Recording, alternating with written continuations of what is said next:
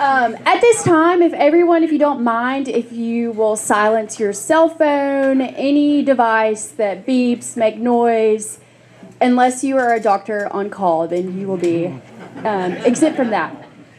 Before we begin our introduction, I would like to take a moment to thank a few key people who helped make today's event possible. Kelvin Holly, Johnny Belew, Colbert County Tourism for sponsoring today's talk, and most importantly, all of you in the audience for being here today.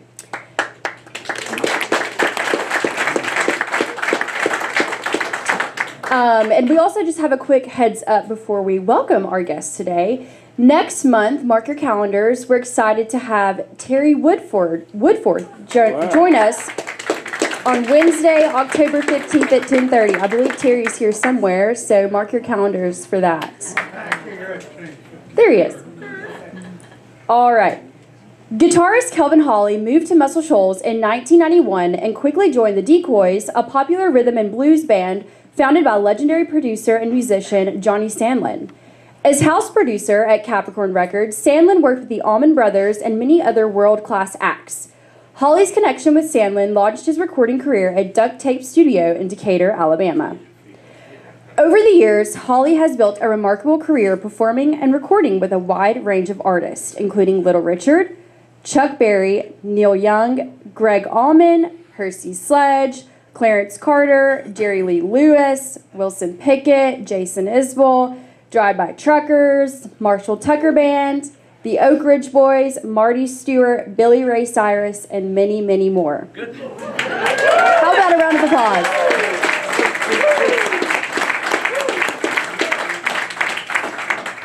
He spent 25 years as a member of the Grammy-winning Amazing Rhythm Aces and 18 years as lead guitarist for Little Richard.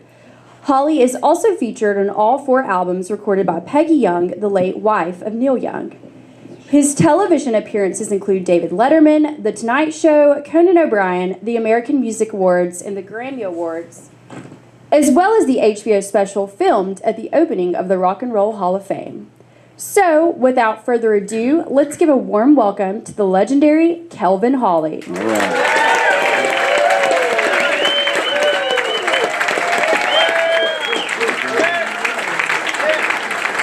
Thank you all. Thank you. I'm going to be like Ernest Davis was at a Midnighter show a few years ago. He said, "You done made me cry 3 times. Well, I've already done it twice today, so I don't want to do that again. Kelvin Holly, your love. Look around. I know, man. This is overwhelming. Thank you all so much. Thank you for having me. We don't love you that much. Shut up, Donnie. We could have had a Decoys show. I know. We got the last incarnation of the Decoys here today. Mine is Scott Boyer, N.C. Thurman over here, Mike Dillon, David Hood right here.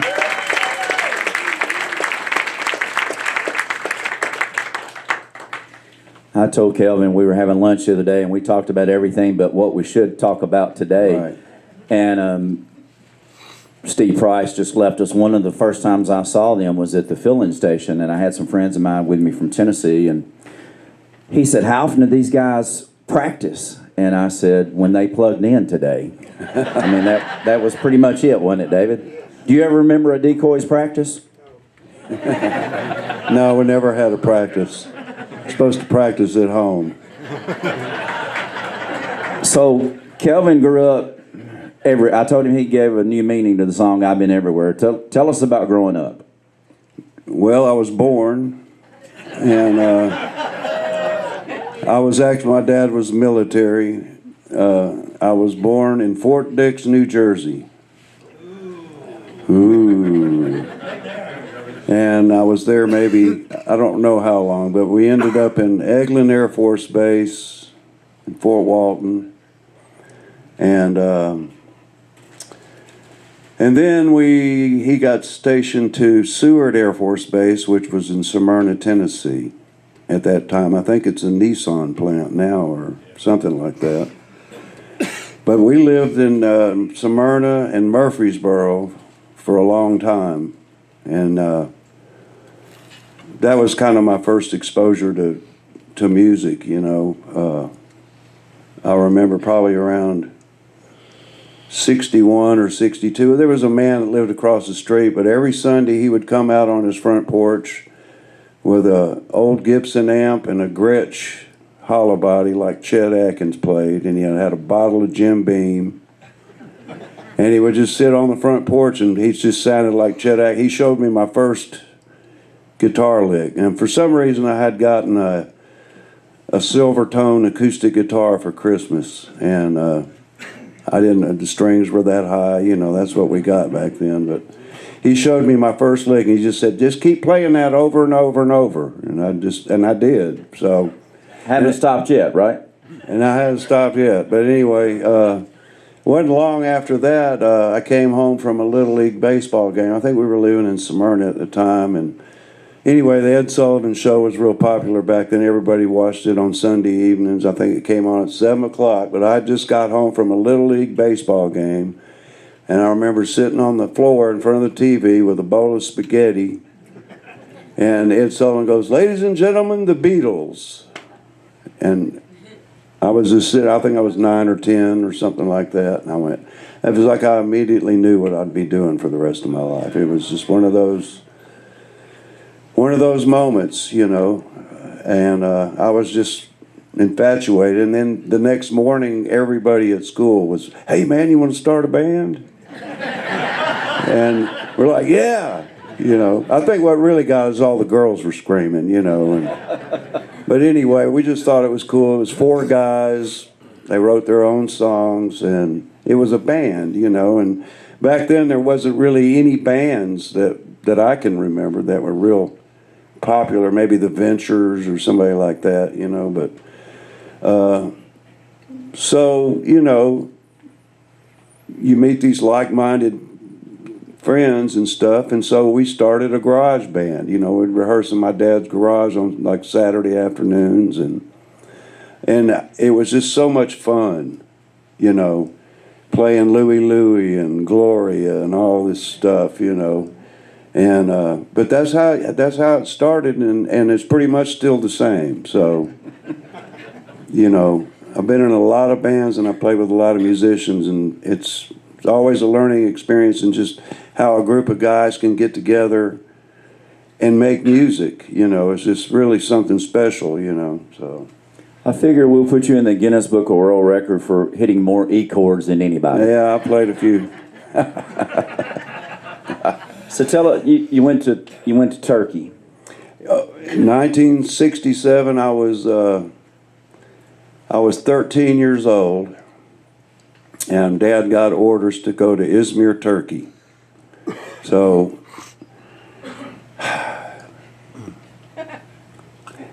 they came and got all of our stuff, and we were supposed to drive from Nashville to JFK Airport in New York.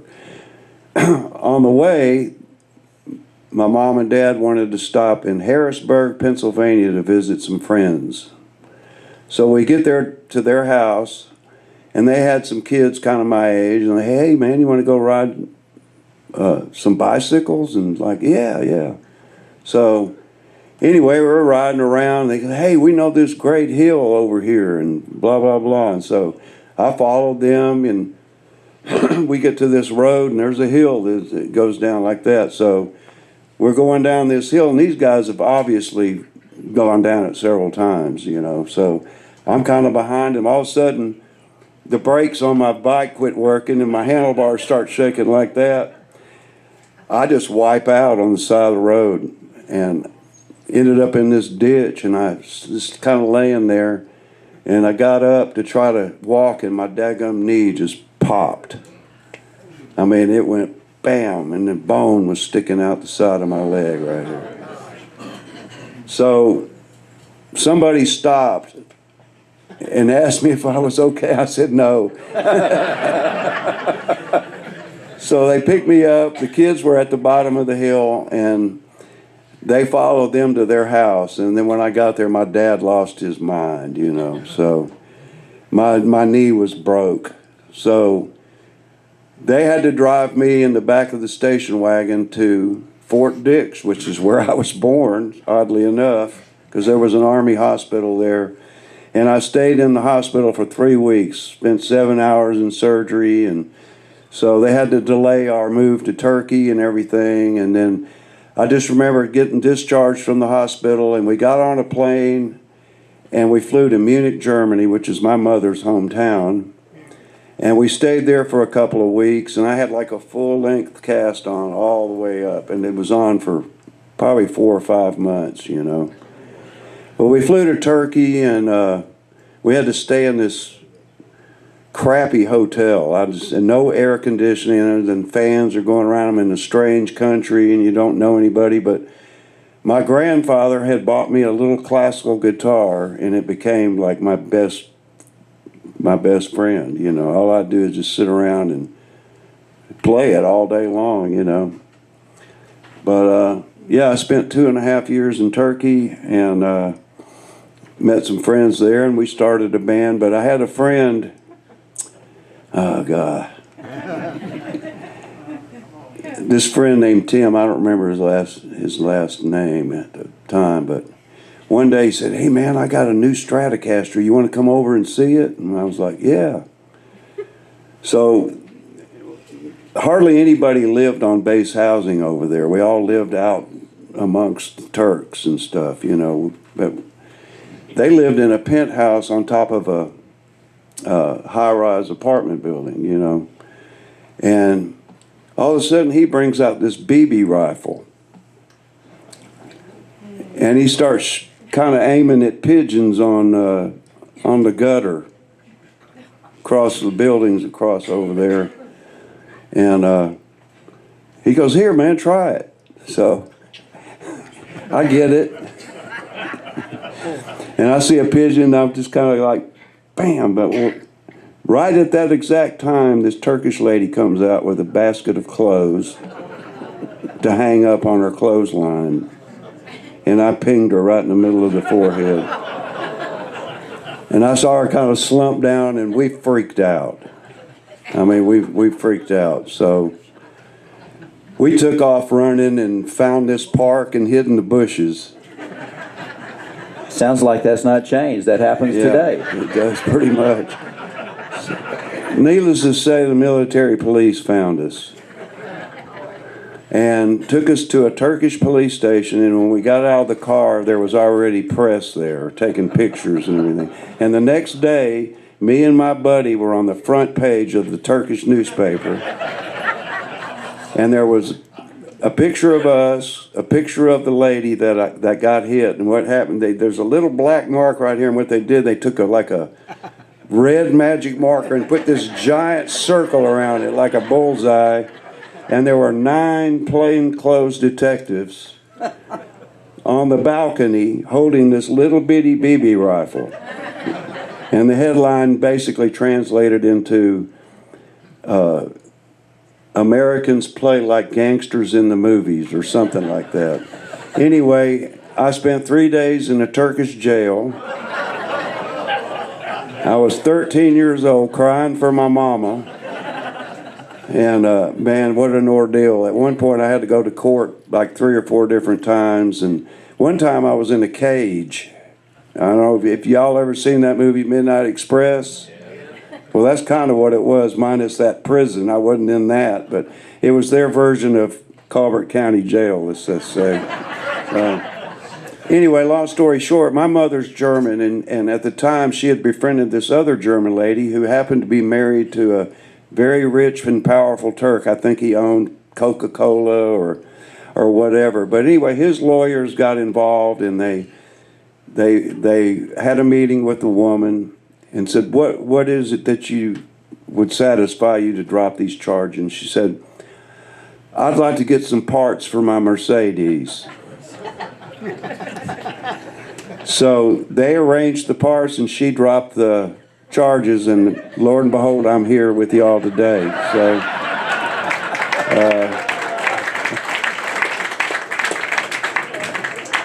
Mike Dillon, I'd probably think twice about getting in a van with him in Australia again when you're all on tour. They might keep you and him both in the clink. Oh, man. My poor parents, good Lord. And by the way, he's blessed that both of his parents are still alive. Yeah. Yeah. Mom lives over in Florence, and Dad's up in eastern Kentucky, right? Yeah, Muhlenberg County. Yeah. Your dad spent 20 years in the service, and then 20 years in the Air Force, and then 20 years with the Postal Service.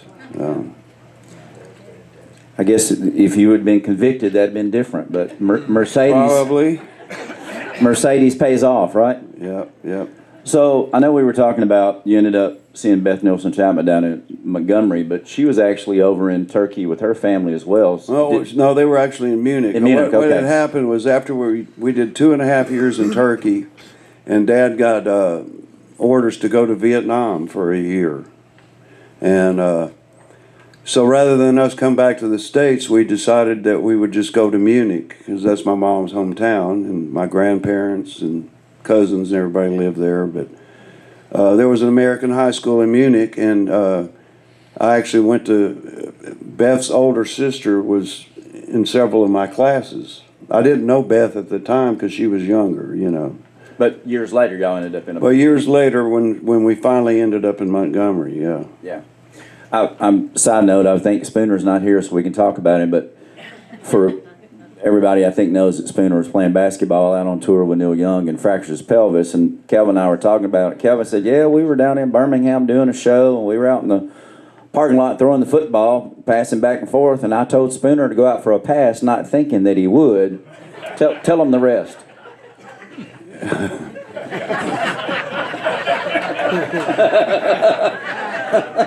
Lord have mercy. We were down in Birmingham rehearsing at the Alabama Theater to do a show at Sloss Furnace with Greg Allman. Clayton was there, David, NC was there, Scott, Johnny Sandlin, everybody from up here was there, you know. Anyway, we had a break, and there were some people out in the parking lot had a football, and we're just kind of throwing it around, and I'm kind of standing by the door, and I've got the football, and Spooner came walking out. I said, Spooner, go out for a pass, man. Just kidding with him. He takes off running like Forrest Gump. And so I threw it as far as I could. He's like trying to catch it, and he trips over his foot and just skins himself all up, man. His elbow, his knees. I felt so bad. I said, Spooner, I'm so sorry, dude. I didn't know you were going to go out for a pass. You know, fast forward years later, I'm in Peggy Young's band, and we're at Sunset Sound in L.A. recording for like 3 weeks, and Neil Young was there. All these people were hanging out and stuff, but they had a basketball goal out in the courtyard, and me and Peggy and Spooner were out there just kind of, I think we may have been playing horse or something like that. Well, Spooner goes up for a layup and trips over his feet and busts his butt and runs into Peggy and knocks her over. It's crazy. So I told Tracy Thomas, I said, when Dan and Spooner come on stage at Shoals Fest, if you don't have a basketball goal on stage, you're going to miss a great opportunity. Yeah. So you get to Montgomery. Yeah. We'll come. Well, first we were. Dad gets back from Vietnam, meets us in Munich, and he has orders to go to. I think it was McCord Air Force Base, Tacoma, Washington, Seattle area. Is that right? Yeah. All right. So, at the very last minute, they changed it to Maxwell Air Force Base, Montgomery, Alabama. So on my 16th birthday, we ended up in Montgomery in a trailer. So that's how I ended up in Alabama, 1970, and I've been kind of here ever since. So the infamous bowling alley gig. Infamous bowling alley gig. Well, that was a band called Harvest, and they had a gig 5 nights a week at a place called Kegler's Cove, which was a little lounge inside of a bowling alley called Bama Lanes. And at that time, it consisted of Tommy Shaw, Eddie Wolford, Jimbo Jones, and Tommy Beavers on the drums. So I kind of knew Tommy a little bit, you know, because at that time he was just one of the local guys, you know. he had just moved back from Chicago. He'd been up in Chicago playing in a band, but he had gotten a call from a band in Chicago called Styx. And he didn't really know who they were. And I said, well, they got a big song on the radio called Lady, you know. And he goes, well, I'm going to go up and check it out, you know. So he goes up there and joins the band, you know. And then, so after Tommy left, they hired this young lady named Beth Nielsen. She was probably 18 years old. And the band, they did what I call like soft rock, you know, like Crosby, Stills and Nash, Joni Mitchell, Neil Young, you know, all that kind of stuff. And they offered me a job because they needed a lead guitar player. So I joined, and Beth was in the band, and it was a good band, you know. And then one night, this guy shows up. His name was Robert Byrne. Y'all know who Robert Byrne is. Had his dog with him. I think his dog's name was Bear. And he said, man, I really like y'all's band. And he said, I've got some friends in Muscle Shoals that have a studio called Wishbone, and I think they'd really like to hear you guys, you know. I don't remember all what he told us, but of course we knew the legacy of Muscle Shoals at that point, you know, but we went, wow, this is a pretty good, let's go check it out. But then he brought a guy named Tommy Brassfield down there. And the next thing we knew, we're at Wishbone, and with Terry and Clayton Ivey right there.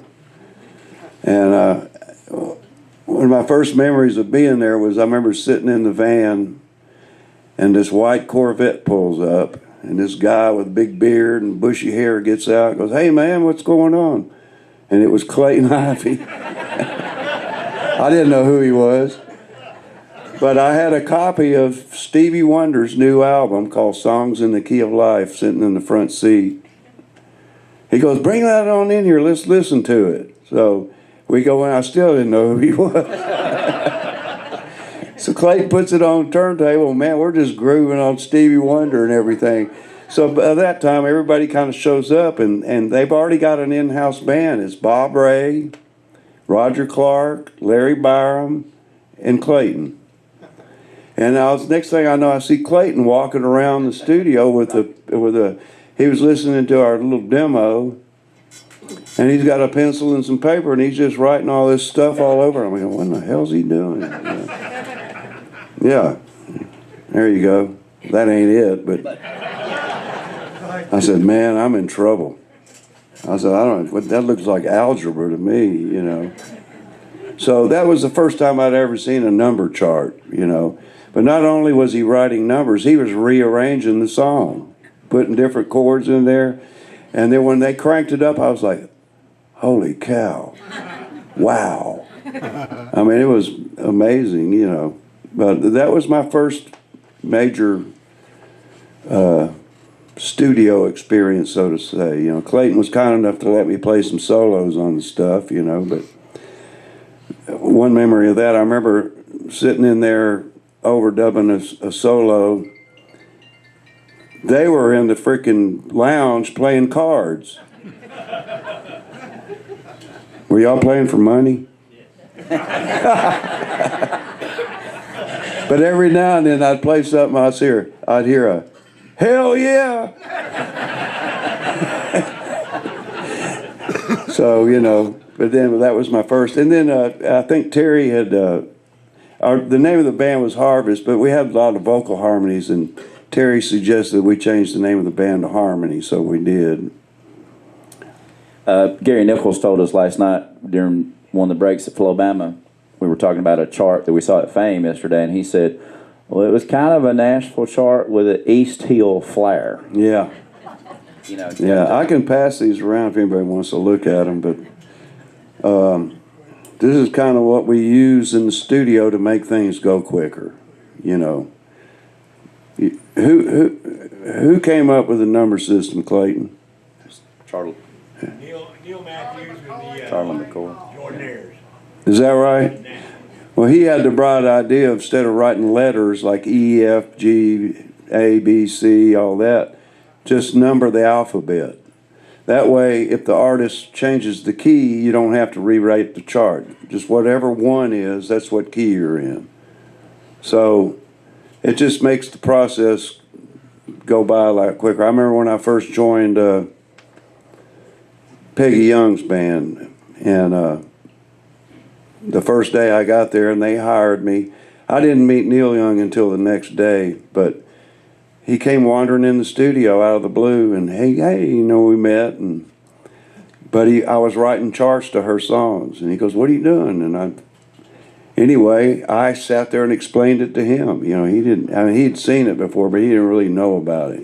So I kind of explained how that works with Neil, and then he had his guy go make copies of the charts and all that. If you go over to Muscle Shoals Sound Studio, you'll see David Hood's chart on. I think it's Still Crazy, the one that's right there at your rig. Did you write that, or did somebody? Really? Yeah. Cool. Hell yeah, you did. For the folks that everybody knows, but give a big round of applause, David Hood, right here.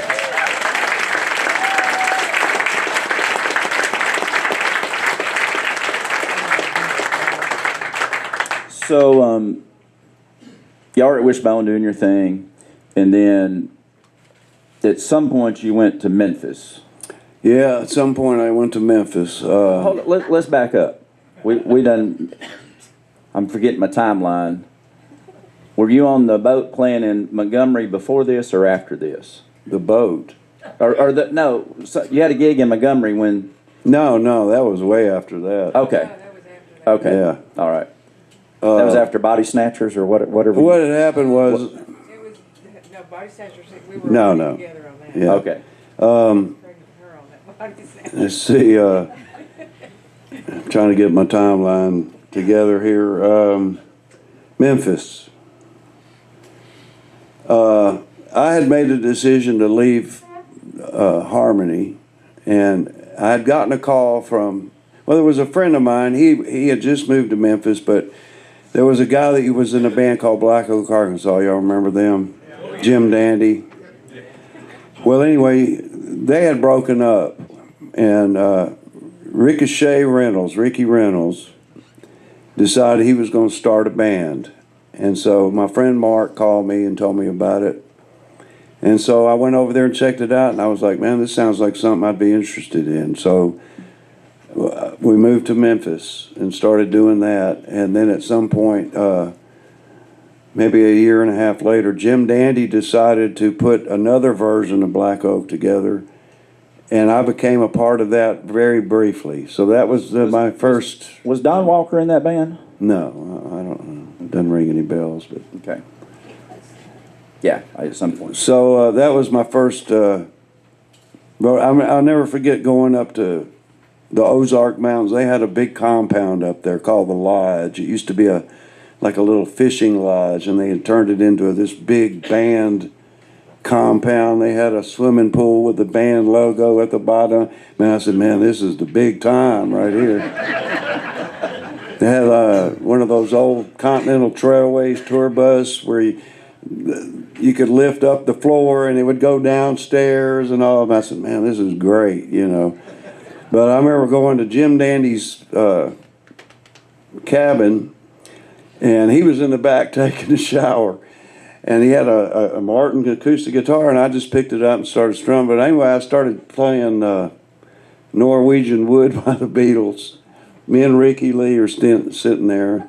All of a sudden, I hear this voice coming from the back going, I want to say the girl, or should I say? I'm like, damn, that's Jim Dandy.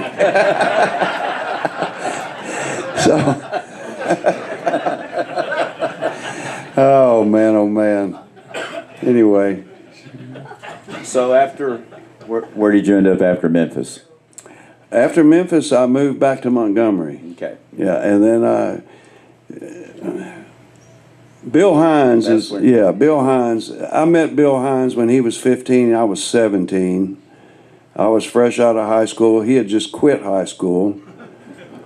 And we decided to start a band. Seemed like a good decision at the time, right? Yeah, it seemed like a good thing. I mean, he was a great player then. I mean, he was 15 years old and playing slide to me better than Dwayne Allman, if that makes any sense. I mean, he was just had the magic ears, and we hit it off. I mean, we'd stay up all night. And left-handed at that. And left-handed, yeah. And we'd stay up all night listening to all these records and picking licks out. That's how you learned back then. You couldn't go on YouTube and somebody show you how to do it. But back the needle up. And anyway, we started a band. And but yeah, that was, yeah. Yeah, Bill's such a nice guy, and I know he's off the road. And fast forward years later, we developed a pretty good little fan base. I mean, it was 2 guitars, bass, and drums, but we were playing material like a lot of bands didn't play. Pink Floyd and Dixie Dregs and Steely Dan and all this stuff. But the first time I ever walked in since Wishbone back in the 70s was Fame. This guy named Paul Thorne. His manager, Billy Maddox, called and said that he had an artist named Paul Thorne, and they wanted to go to Memphis and cut 5 demos. So he hired me and Bill to play on Paul's first demo. Paul had just quit boxing. He still had fresh cuts above his eyes from fighting Roberto Duran. He went 7 rounds with Roberto Duran, man. I couldn't believe it, but I'll never forget, though, the first song that we did was called Double Wide Paradise. And me and Bill were like, man, this guy's really good, I mean, when you're in the studio and you're playing with different people and stuff, it's refreshing when you get to record stuff that really, is good, Absolutely. Because it's not all good. So. James Counts is really good. Our really good friend, John Aiken over there, Daniel Market, opened for Paul up in Indiana last weekend. Oh yeah, yeah. Paul's got one of his last album. I think is one of the greatest ones he did. I played on a couple of them. Yeah, one of them I played on. Went down to Soljet and played on. Was it Pimps and Preachers? Yeah, played on that, and. Paul had discovered social media. I mean, it was a new thing back then. I mean, it was like... It's scary when he... Oh, man, he was going crazy, taking pictures and videos and stuff, I mean, he's quite the character, I tell you what. We're talking about a guy who's proud that he caught a 20-pound catfish on a chicken wing. And so, then the next show, this lady brings him a plastic chicken wings on his new album. He's got a song about chicken wing, but if you don't know, he can write a song about anything. Yeah, he's hilarious. So let's talk about in Montgomery. I think the Decoys were playing. No. What happened was I'd made a second pilgrimage to Memphis, and that didn't work out like I wanted it to. So at that point, it was about 1985. I was totally burnt on playing and riding all over the country, and I was just burnt out, So that my then wife, her dad owned drugstores and stuff in Athens, Alabama. And he said, well, why don't y'all just move to Athens? He said, you can start working for me. And I really got into it, I started going to school. I was seriously thinking about becoming a pharmacist. That's kind of what I wanted to do. In fact, I don't even know if it was legal, but at one point they put me in a white lab coat. And I'm behind the counter. 5, 10, 15, 20, 25, 30, 35, label here. And computers were real new, so the pharmacist was actually working the computers, and I'm over there going 5, 10, 15, 20, now I checking in narcotics in the stock room, and meanwhile I got friends, hey man, can you oh no man, I ain't doing that. I now know how you and Donnie Fritz became great friends. We won't even go there. But anyway, So, long story short, I get to Athens, and after a while, I was like, man, this isn't what I want to do. But anyway, had been in a band called the Reds, me and Bill Hines, and we had played around the area a lot, and we developed a following over and around the Huntsville area. But people started calling me about playing, you know.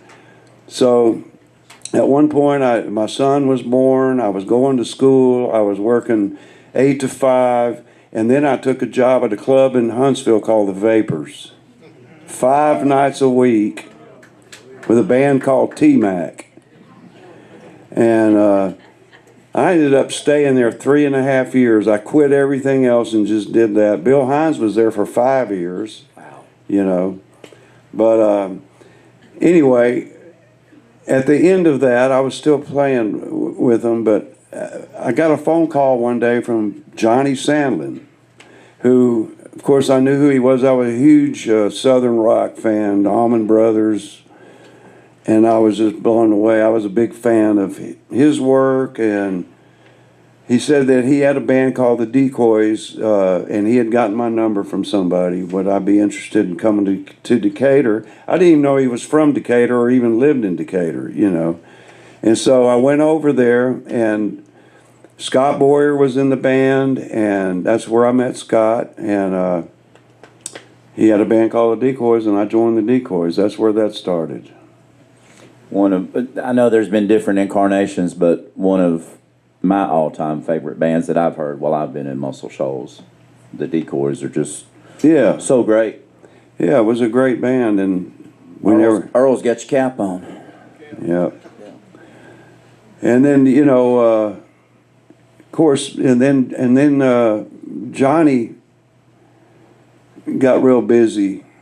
Long story short, there was a club on 2nd Street. A lot of you probably had been there, called Union Station. Y'all remember anybody remember Union Station? But they had asked us if we would play one Tuesday. And so we went over there to just kind of check the lay of the land, but it was just a pool hall, really. I mean, he had like 7 or 8 pool tables in there and a bar. And so what he would do on Tuesday nights, he would get plywood and put on top of the pool tables.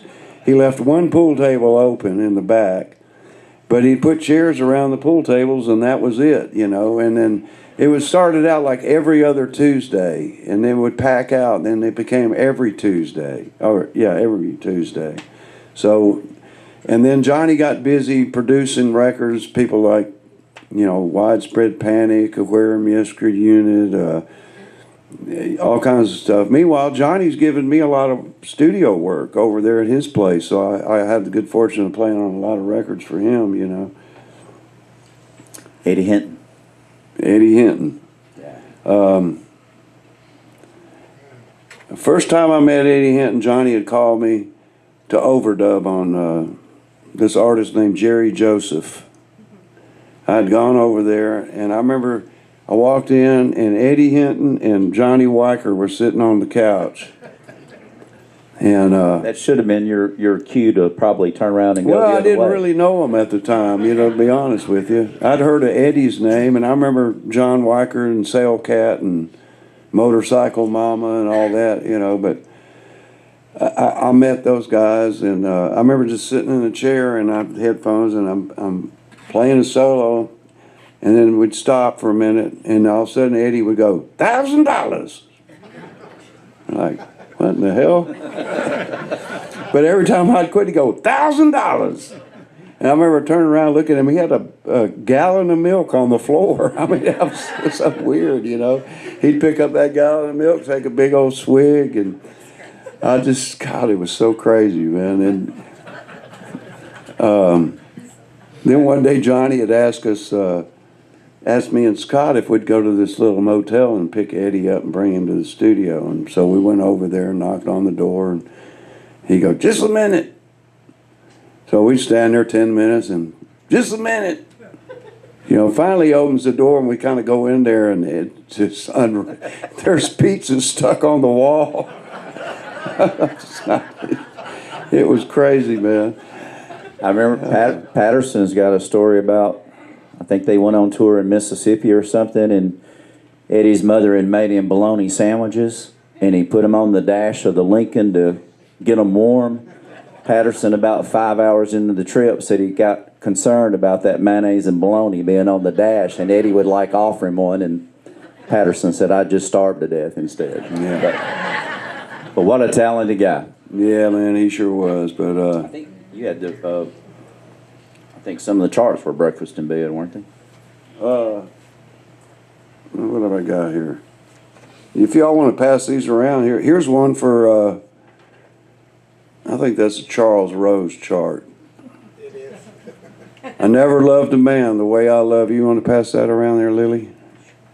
So, speaking of breakfast in bed, There's a Donnie Fritz, Eddie Hinton song, "Breakfast in Bed," that I wrote for a recent. What was the show we did at Shoals Theater recent with Christine and the tribute to Eddie Hinton? Yeah. Was that what it was? yeah, Yeah. yeah.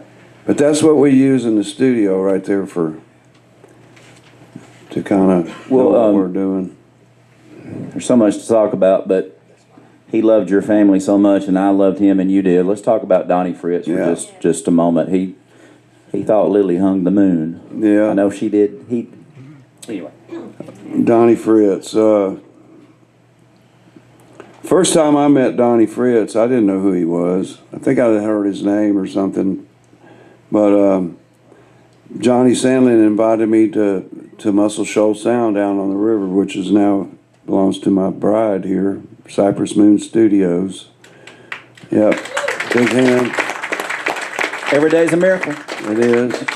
But Dan Penn, Johnny was engineering a record for Dan Penn. And what was it? Was that Do Right Man or something? Was that the name of the record? Or? It was just a great one. David, It was a great David one. was on Yeah. it. Yeah, all these guys were on it, you know. Well, anyway, let me get back to Union Station for a minute. Okay. So You're the boss.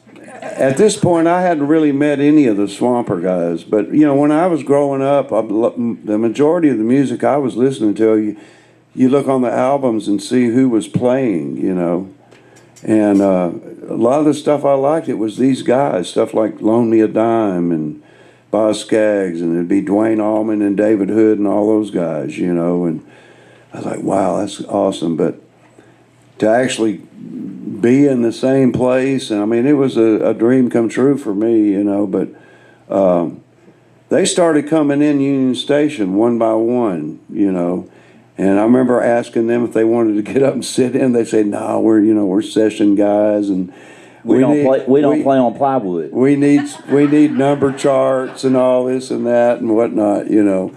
So finally one night we got Roger Hawkins up to play, and then finally David did. And long story short, at one point, because there was such a revolving door in that band of different musicians after Johnny Sandlin had left, David Hood and Roger Hawkins was our rhythm section for like a year and a half, and which was awesome, you know. And then Roger had started having neck problems, and then we got Butch McDade from the Aces. The Rhythm Aces, yeah. Now, where were we? Talking about yeah, Donnie we'll get Fritz there. when you met him when Dan was doing the thing down at Tanya's place. Well, let's see. Let's back it up a little bit. Let's into how I ended up here. Yeah. Okay. I got ahead of the cart. I'm still trying to pronounce that word that you used as a couch, and I can't. Yeah. Well, I'll tell you in a minute. I want to know if you have one of those at Cypress. I was still living in Athens, Alabama, and my ex-wife at that time, she was having a lot of problems, and I just remember waking up one morning and going, I can't do this anymore. I got to get out of here. So that's what I did. I packed up a little suitcase and got in my car and left, you know. There's some voice up said you just can't do it anymore. You know, we've all been there in life, you know. So I just kind of was, floating around. I went to Johnny's studio and slept on the couch, which, by the way, was some of the best sleep I ever got because of the hum of all the gear in there, you know. But I was playing around with the Decoys a lot, you know. So one night we got booked on this riverboat. What was the name of it? The Princess, okay. So we're playing, and last thing on my mind was meeting another woman. I mean,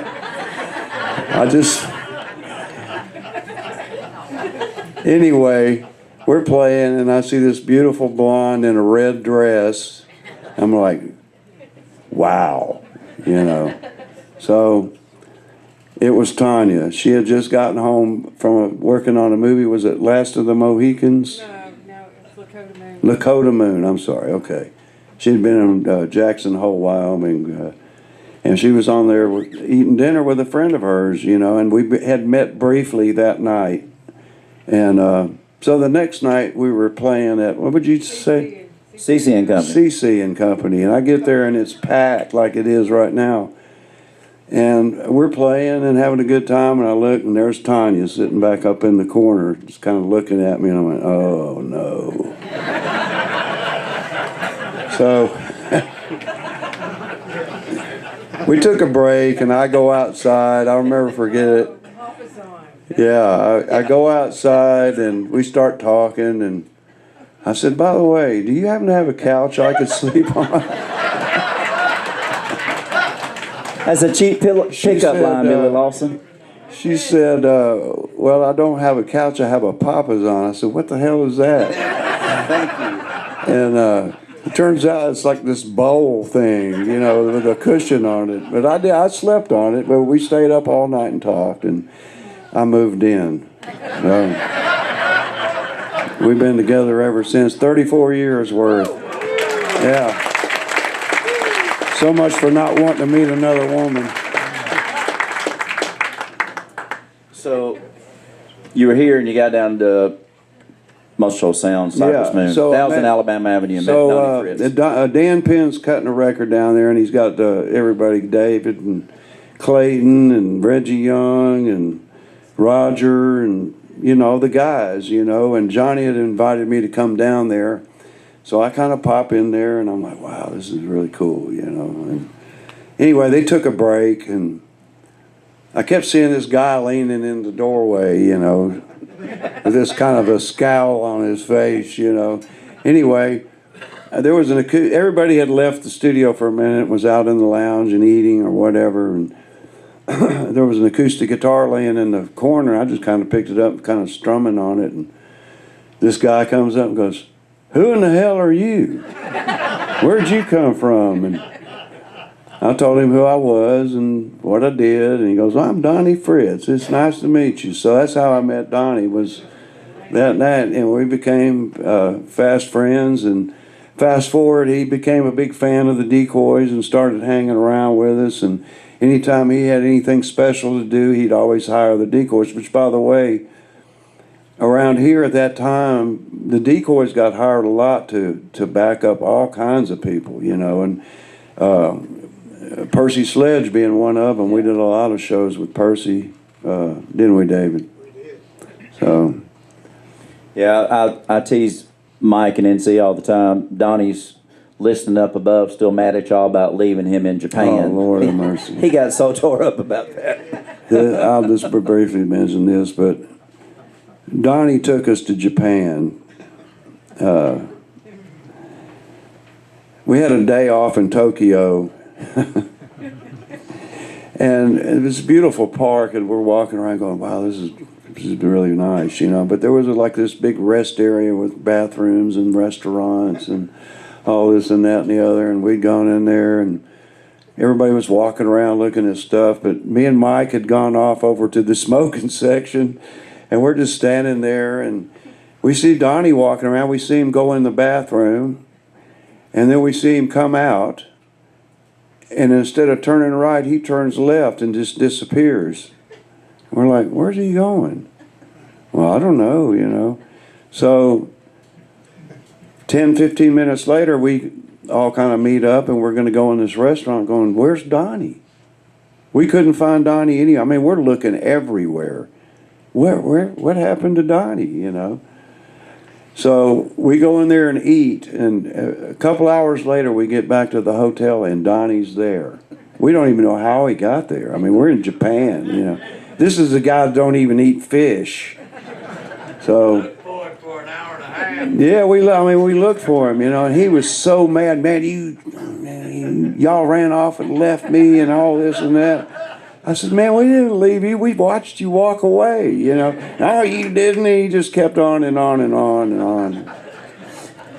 Fast forward to his dying day, he thought we had left him. But I remember going to Birmingham, and he wasn't long for the world, and I said my goodbyes to him and gave him a kiss and a hug in the bed, and I was walking out. I just kind of turned around, looked at him, and goes, so by the way, you SOB. I said, we didn't leave you. He just kind of looked at me and grinned, you know. And that was the last time I saw him.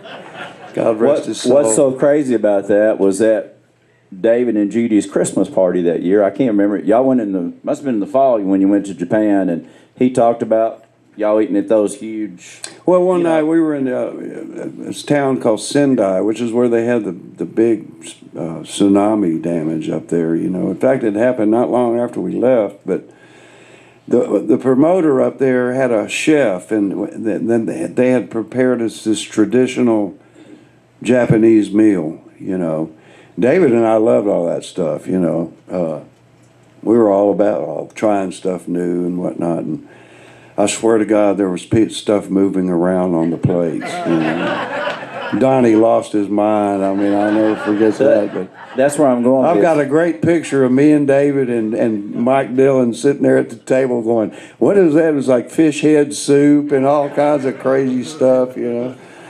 We got to David and Judy's Christmas party, and Donnie's got his plate, and he's eating, and all of a sudden, it just this crazy look comes on his face, and he asked somebody what it is, and it was crab. It was like a crab dip or something. He said, I spent so many days in Japan and avoided fish, and I'm at damn David Hood's house, and they're feeding me fish. I mean, he was the only thing he would eat, he discovered Korean fried chicken and McDonald's, and that was it. Well done. That was it. Yeah. So, let's talk about your guitar. Well, this guitar, let's see. I've had a lot of people ask me about my old green Stratocaster that I used to play with, well, with everybody. Little Richard, the Decoys. I bought this guitar from Tommy Shepard in Huntsville in the mid-'80s at A.B. Stevens Music. I don't know why. Johnny Sandlin hated the color, but he loved the way the guitar sounded. Anyway, we had opened up for B.B. King, which, by the way, was his 100th birthday. Let's have a big hand for B.B. King.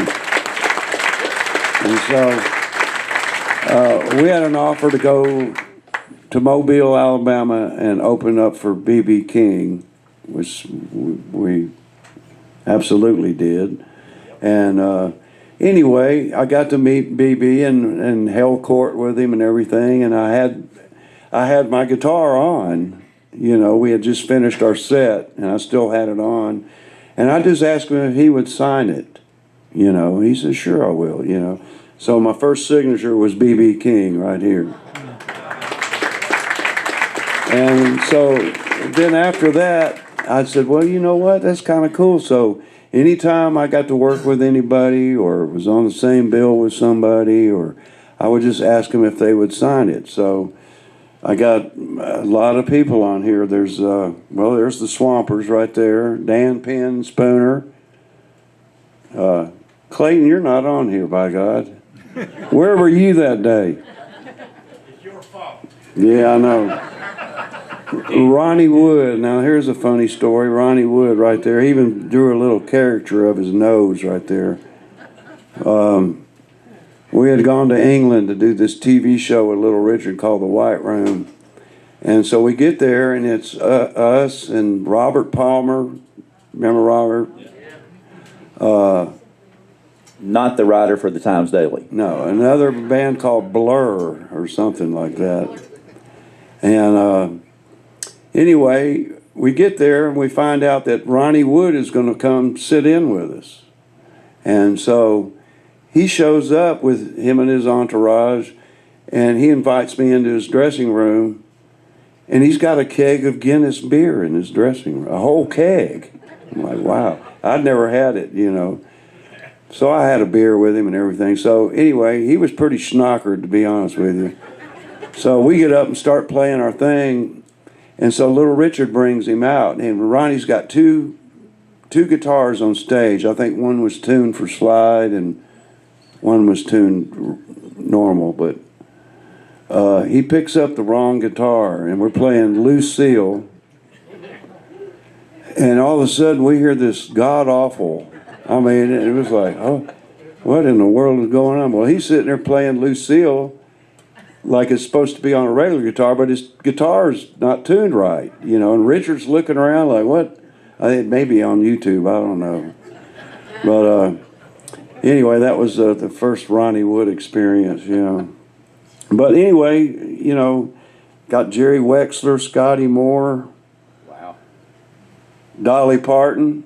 Another thing, I had my guitar on, and we were playing in Dollywood, and all of a sudden, she's standing right next to me, and she kind of looks at me, "You're a cutie pie." Just like that. Well, we know you like blondes. So I asked her if she would sign my guitar, and she just signed it while I still had it on. But there's Greg Allman, Goober, George Lindsay, Robert Palmer. Who else? Tom Doucette. He was the harmonica player that you hear on Allman Brothers Band live at the Fillmore. He was on that Greg Allman show that we did in Birmingham. Great harmonica player. So anyway, needless to say, the back is just covered. Tell them about the one that didn't sign it. The ones that didn't sign it. Well, I remember one time asking, we used to do a lot of shows with Chuck Berry, and I got to know Chuck pretty good, and I decided I was going to go back to his dressing room after a show one night and ask me if he would sign it, and he said, "No, I don't sign guitars." He said, "I'll sign anything else, but I don't sign guitar." He thought if he signed it, I would sell it and make a lot of money or something, you know. So he didn't sign it, which was fine. And oddly enough, I never even got Little Richard to sign it. But yeah, so we had done the Pori Jazz Festival in Finland with Little Richard. I remember we pulled up in the backstage area, and Bob Dylan was on stage with his band playing. And so then it became our turn after a while to go up there. So I remember up on stage, and there were so many people, I couldn't even see the end of the people. It just like went up this hill and disappeared. There were so many people there. But I looked, and Bob Dylan and a couple of his band guys were sitting on a drum riser on the side, and he was sitting on my guitar bag.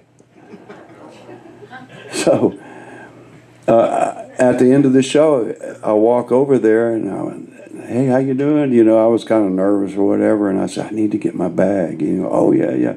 He stood up, and he held my guitar.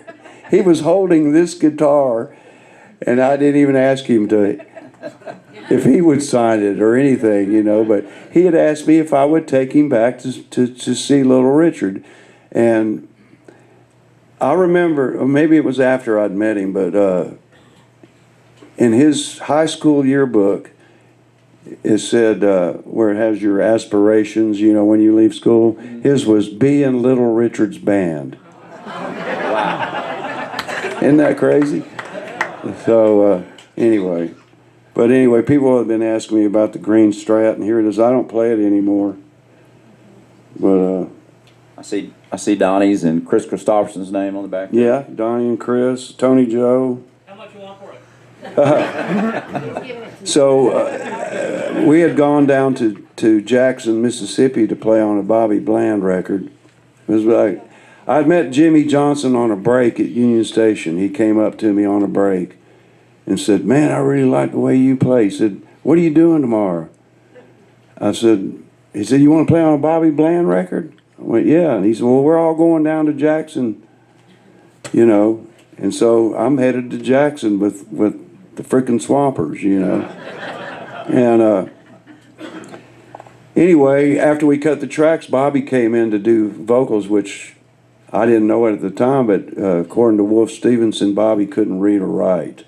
You know, he'd have a vocal coach in the booth with him, just one line at a time. Is that right, David? Yes. Yeah. Whisper. Yeah, whisper it to him. And anyway, there was a break, and I asked Bobby if he would sign my guitar, and he signed it.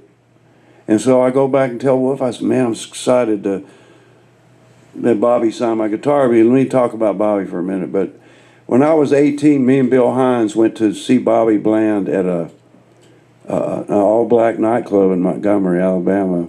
We knew the door guy, and he got us in and put us right in the front row. We were the only two white guys in the club. And Bobby came out with his band, and I just remember just being totally blown away and walking out that night going, man, one of these days I'm going to get to play with him. You know, it's one of those wishful thinking kind of things. And here I was. But I told Wolf, I said, Bobby signed my guitar. He goes, you're kidding me. I said, yeah, why? He said, well, he can't read or write. And I said, well, he can sign his name. So anyway. We got to wrap it up, but one of the cool stories you're talking about being on the road, and I may get this wrong, but you were searching for your dressing room or somebody's dressing room and went in the wrong dressing room. Oh, yeah, okay. And this is one of the coolest people I think that you could meet. It was a big 4th of July. I think it was Arrowhead Stadium in Kansas City. It was a big 4th of July celebration there, and they'd hired Little Richard and a whole host of other people, and, you know, but it was kind of like Spinal Tap. I got lost underneath. I didn't know where in the hell I was. I was like opening doors and where am I and all this and that. So at one point I opened this door and I walk in and there's Walter Cronkite, his wife, and some other man standing there. And I got my stage outfit on and everything. And he's like, come on in, come on in. And so I sat in there for 30 minutes with frickin' Walter Cronkite. Talking to Walter Cronkite, man. That's just the way it is. And, yeah. She said talk about NBC. Which part? The one you got sick, the Lord. Oh, God. The one you can tell about. So we had to do the Today Show with Little Richard, you know, the morning thing. You got to be at NBC at 4 a.m. in the morning, you know. But we got there the day early, and me and Wayne Chaney got hungry. And it was like, you know, 7, 8, 9 o'clock in the evening. But we'd found this all-night deli that had like a buffet thing set up in there, and we're all in, and we're really hungry. We're just piling our boxes up, and we go back to the hotel, and we're eating it. And well, about 2 or 3 hours later, man, I woke up, and I was like sick. I mean, sick.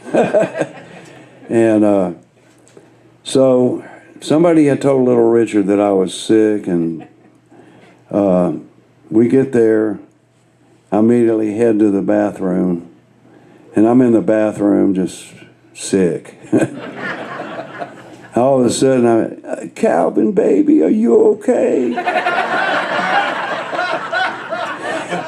Little Richard and his bodyguard are outside the door praying for me. And he's sitting there, oh, Jesus, bless his colon and his spleen.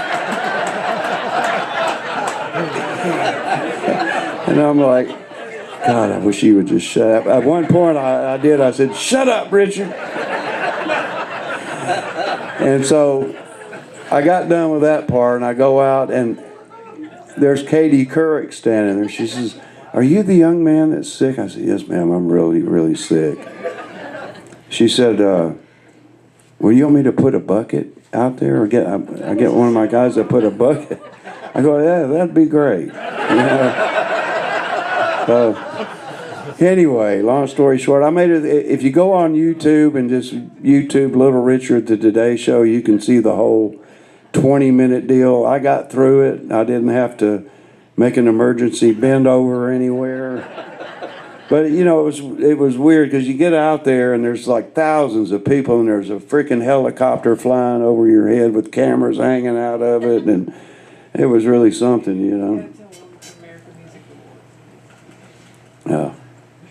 All right, tell that, and then we'll take some questions. Oh, American okay. Music Awards. Which version? Oh, there's a whole. 'Cause there's a couple of. Yeah. There's a lot of stories about it. I was in a green room with a bunch of other musicians and whatnot, but I'm sitting there on the couch, and all of a sudden Quincy Jones comes in, and he looks at me and goes, "Hey man, how you doing?" Like he knew me, you know. "How you doing, man? I ain't seen you in forever. What's been going on?" You know. I'm like, I said, "Have we ever met?" He goes, "You're David Foster, aren't you?" I said, "No, sir, I'm not David Foster." "Well, you look just like him." Anyway, he was super nice, you know. You also got mistaken for the after party. Remember we were talking to Sinbad? Oh, yeah, well, who was I? Oh, yeah, we'd gone to this after party.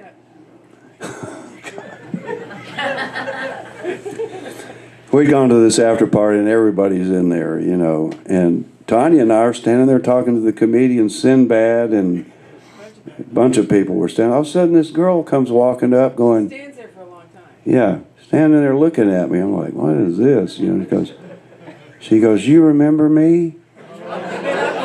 And I went, she's looking at me like, "What?" She said, "Yeah, you don't remember me?" And I said, "No." She said, "You don't remember the pier in Hawaii?" And I'm like, "No." She thought I was freaking Don Was. That was back when you had big I hair. said, "No, I'm not Don Was." Yes, you are. Anyway, Anybody? We'll wrap it up soon. Anybody got any questions? What about when you got paid in quarters? we used to do a lot of casinos, and a lot of those older guys like Richard and Chuck Berry and Fats Domino and those guys, they wouldn't play until they got paid. Yeah. They had to be paid before they got paid because they got ripped off so bad back in the day. I remember Chuck Berry telling me a story about when he wrote Maybelline, and he had first gone to the Chess Records and they recorded Maybelline, and it became a hit, and he was over the moon about it. But a few weeks after it came out and it became a hit, he was walking down the street from Chess Records and found this appliance store / record store, and he walked in there and he was looking around, and he found sheet music for Maybelline, and he was so excited he started looking at it, and at the top it said written by Chuck Berry, Alan Freed, and Leonard Chess, and it just kind of threw him for a loop, you know. So he goes back and asks Leonard Chess about it, and then he goes, "Well, he said, "I know who you are, but who's this other guy?" He said, "Well, Chuck, here's how it goes. I produced the record. This guy made it a hit." So, I mean, they were getting a piece of the action back then, you know. But anyway, to Jerry's question, we were playing an Indian casino somewhere, and I just remember waiting to go on stage, and people were hollering, and you could hear them out front, you know. And finally, this guy comes in the thing with a dadgum big cart full of Shane, you told me about that. rolled up quarters and dollar bills and stuff like that, you know. And they had to sit there and count all of it. Meanwhile, the crowd's going crazy. We finally got out there and did the show, but at the end of the show, Richard paid us in quarters, and I remember going home. I had to, you know, I think it cost me money to take it on the plane, you know. So anyway, that's how that was. We got paid in quarters. Yes, ma'am. she found out about her husband messing with Daryl Hannah? Oh Lord. Yeah, I was in the middle. Well, you know. Yeah, I was there. How I got that gig to begin with, I remember I was taking a nap on the couch and Spooner's wife Karen called and said, "What are you doing?" I said, "Taking a nap." She said, "Well, can you get on a plane?" I went, "Yeah." I said, "What's going on?" She said, "Well, Peggy Young, Spooner's at Neil Young's ranch rehearsing with Peggy Young for a tour." I knew who Peggy was, but I didn't even know she was a musician. I had no idea she had a band or anything, you know. And so she said that Spooner had called her, and Spooner's never recommended anybody for anything because he doesn't want to be the fall guy if the guy doesn't work out, which I understand that, you know, but because I recommended a lot of people, to be honest with you. But so apparently they had looked me up on the internet or whatnot. So the next day I fly to Neil Young's ranch, and that's how I got the gig. Basically, was through Spooner. But I got to know Neil pretty good. You know, we became buddies, and I'd heard horror stories about him, but I was never in his band per se. But at that time, he wasn't really on tour. He was writing a book, and he was just hanging around the ranch a lot. He'd come hang out with us, and got to be good buddies with him. And I remember one Sunday he came to the band house. It was all this stuff was on his ranch. You know, it was beautiful. But he came one Sunday and he had his Link Volt car with him, that '71 Lincoln that he had converted into an electric car. But he asked me if I wanted to go for a ride down towards Santa Cruz, and I said, "Yeah." So it was just me and Neil cruising in the Link Volt. You know, it was pretty cool. But as time went on, you know, Peggy started having some problems. You know, she had lost a lot of friends, and you know, they'd been married 37 years. I think they were having some problems or whatever. But I just remember one morning we were on tour with Peggy, and she'd been drinking a lot. You know, I'm not going to lie about it. You know, but I was perusing, I was having coffee, and I had my laptop, and I was perusing the internet, and I just stumbled across this picture of Neil and Daryl Hannah.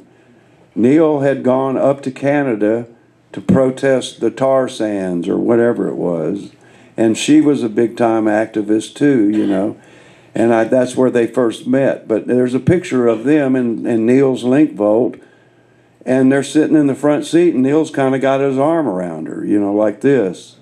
And I went, "Oh shit." I didn't really say anything. I just said, "God," I think I told Spooner and Rick, our bass player at that time, "God, I hope Peggy doesn't see this." Well, later that afternoon, she absolutely did see it, and it wasn't good. And so our tour ended. That particular tour ended, and they had a home in Hawaii, and they'd gone to Hawaii, her and her friend, and she had been drinking a lot. And fast forward 2 weeks later, she got an email. She opened it up, and it was from Neil's lawyer with divorce papers attached to it. So that's how that happened. She never even saw him again. He just split, you know. And I got kind of, you know, we were all kind of in the middle of it, you know. But there was a guitar at Neil's ranch that he'd gotten in Australia in the early 80s. He told me that he had bought it just to keep around the house. I mean, to keep around on the road when he was in Australia. And he never really played it that much, but he had played it. But he left it there at the band house, and every morning I'd pick it up, and there was just something about it I really liked. You know, it's like every time I pick it up, something would come out of it, you know. And one night at dinner, I had asked him, I said, "Man, if you ever want to get rid of this guitar, I'd be interested in getting it from you." He goes, "Okay, cool," you know. So fast forward a year or two later, after they had split, we were at Peggy had ended up with the ranch. She got the ranch, and she just came out of the studio one day. She says, "Oh, by the way, Neil left something here for you." And she brings out the guitar, and she said, "Neil wanted you to have it." So I've got the guitar at home. You know, God rest her soul. She was great. Anybody else? We'll get one more question.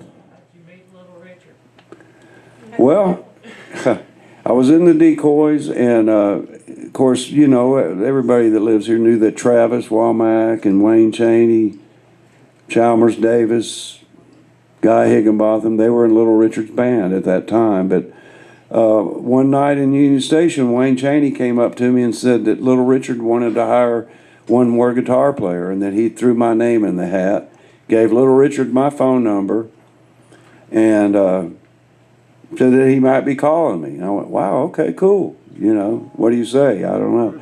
Anyway, I'll just remember being at home, and I got a phone call from a friend who had just lost her father, and we were just talking, and it was right when call waiting had come out. Y'all remember call waiting? Your phone would beep. And I said, hang on a minute, you know. And so I went, hello. He goes, is this Calvin? I said, yeah, this is Little Richard, you know. At first I thought it was somebody else, but anyway.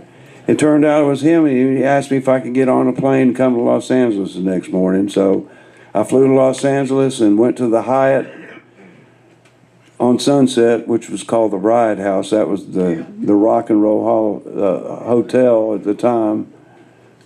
A lot of crazy stuff went on in that place, but Richard lived there for 23 years in this hotel and I just remember walking in, and there he was. You know, he wasn't so little. He had a big head, and I remember walking in.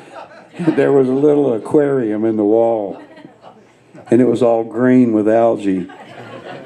And I remember standing there at the doorway looking at the aquarium, and Richard and sitting over here, and there's all of a sudden this little fish comes up going, help me, help me, help me. And so I'm in the room with Little Richard, I mean, one of the founding fathers, you know. Now, come over here, baby, and sit down with me, you know. I'm like, okay. And so, and then the phone rings. Hello? He's on the phone, and I'm just sitting there. He goes, oh, wait just a minute. I got it here somewhere. He looks at me and goes, hand me that piece of paper right there. So I reach over there and hand him this paper, and all of a sudden he starts wrinkling it up inside the phone. Oh, wait a minute, I'm looking for it. Just a minute. And he's like, I'll call you back after I find it. You know, I'm like, oh, okay, that's how that works. Okay. Oh, man. All right, I know everybody, people are standing back there. Thank you for standing up and really engaging with us. Kelvin Holly, you know you're loved. You see the crowd of people, Yeah, all man, these it's awesome. Thank y'all so much. Musicians. Great. All my friends are here. Awesome. Thank y'all. Thanks so much. I should have asked, any upcoming gigs, anything? Y'all are playing Saturday night, is that right? Well, let's see. Where's Will? There's Will. There's my brother Will. Me and Will have a band called Fathers and Sons, and we're playing in Leaper's Fork at Fox and Lock. What's the date? 26th? Is that right? Friday night. We'll be up at Fox and Lock. Aren't you playing the Thels Lodge this weekend? With Jay? Man. Is it this weekend? I think it is. Yeah, Saturday night I'll be at the beautiful Elks Lodge with James LeBlanc. We have a band called 10 Gallon Hat, y'all, and we've been enjoying doing that. So, come out and see Kelvin Holly. Thank y'all for coming. Thank Thanks, you, James and Julia, Niles, Terry. Thanks, Suzanne Hamlin from the Colbert County Tourism Bureau.